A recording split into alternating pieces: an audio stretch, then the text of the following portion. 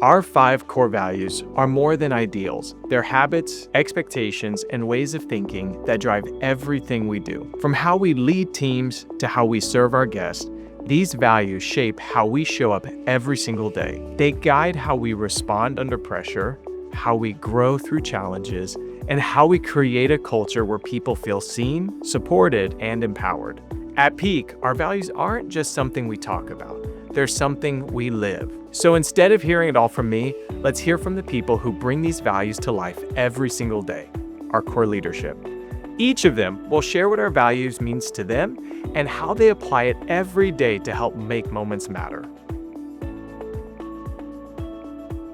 Being intentional with what you do. So if you see a mom and a child coming in, leading them to Typhoon Junior because that's kind of the area that they're going to be in, or just being intentional with the conversations that we have with your guests. So if they need a locker and you know that they probably have older kids, the lockers at the wave pool is probably more suitable for them, and just taking that time to really analyze the group that's coming in and seeing where you can help them have the most fun and enjoy their time at the park. Putting an effort towards a single goal. So a lot of our goals is a customer service oriented, and so it's making sure that they feel heard and valued and enjoying their time. So it's doing the small things that leads to them knowing that we care, and so they enjoy their time here. There was a guard who was at the goalie washer, and a kid just kind of slipped a little bit and bumped their head. And so before rotating out, he went and talked to the mom and the child and just followed up, made sure that they were okay. And then later on in the day, he was leaving work and he saw the mom and the child again at the wave pool, and he just took the time to stop and just asked how their day was and asked how the child was doing, and ensured that even though that something happened earlier in the day, he still remembered them, and it made a big impact on the mom because she realized that the guard truly cared and truly saw them and even followed up with them at the end of the day.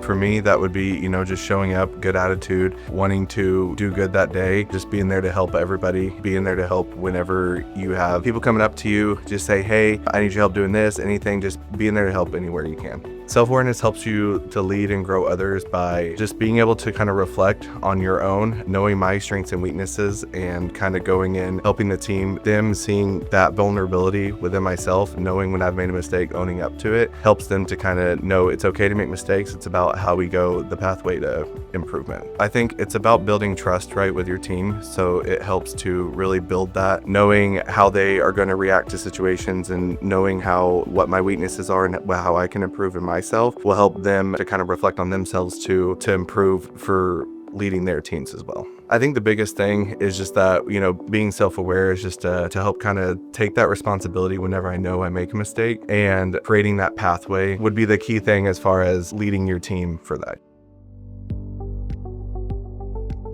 Being positive and having solutions for daily challenges is really important. I think what that means for me, just always making sure that you're stepping on the right foot and leading your team with a positive attitude, and just making sure that they have your full support, especially for everything that you are doing, not only for the company, but for the park that you're working at. It can be a little bit challenging sometimes, especially when things pile up mid-season, you're in the heat of the season, but it's just always important to have that smile on your face and just the can-do mentality that Peak values, so that everything can run as smoothly as possible, especially for your team. To me, leading with a can-do mentality means staying positive and staying focused, and ensuring that you are leading your team the way that you intend to lead them. When challenges come up, like unexpected guest needs or last-minute event changes, it's approaching it with how can we make this work for the park versus no, that can't be done. That kind of attitude sets the tone for the rest of the team. I help my team say yes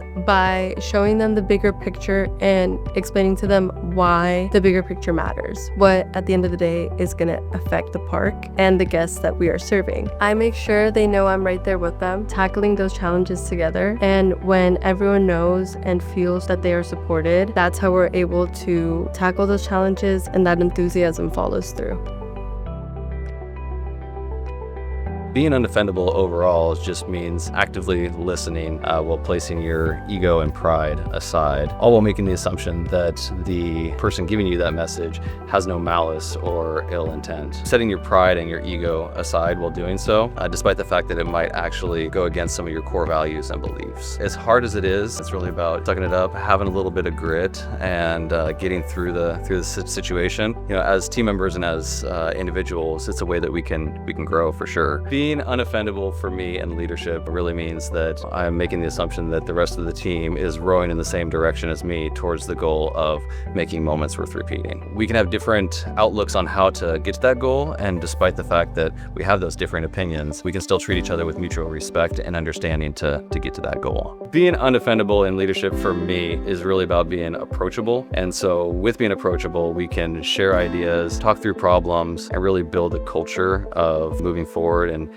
building strategies and even admit mistakes. With this, I feel like we're building a stronger team and a culture, put pride and ego aside, and really make a difference.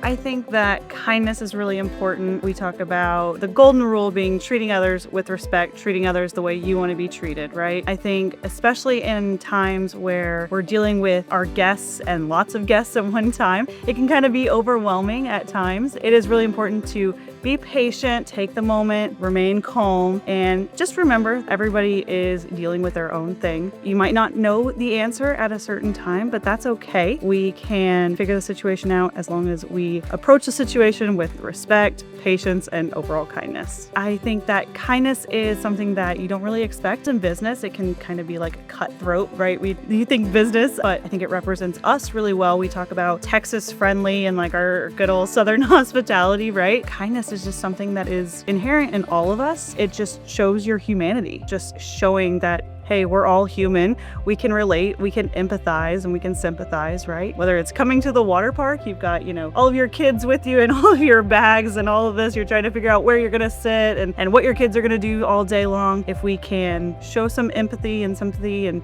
treat everybody with respect, there's some frustration sometimes, maybe somebody doesn't have all the answers, right? And so we can work together to figure out what those are. Opportunities like that where I think opens us up to connecting, right? And caring radically for other people. Our values are who we are, not just when it's easy, but especially when it's hard. They shape how we lead, how we serve, and how we grow.